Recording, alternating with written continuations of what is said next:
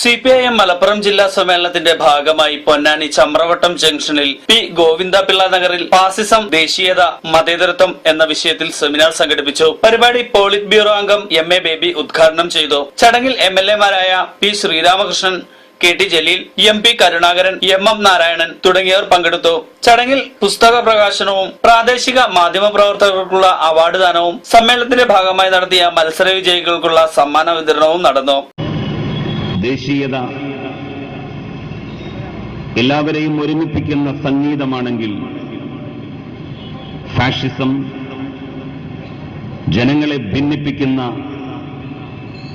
ആക്രോശമാണ്. മതേതരത്വം ദേശീയതയുമായി ഇഴുകിച്ചേരുമ്പോൾ സുന്ദരമായ ഒരു രാഷ്ട്രസങ്കല്പം ഏതൊരു സമൂഹത്തിലും ഉരുത്തിരിഞ്ഞു വരും. മതവും മതഭ്രാന്തും രണ്ടാണെന്ന സുവ്യക്തത നമുക്കെല്ലാവർക്കുമുണ്ട്.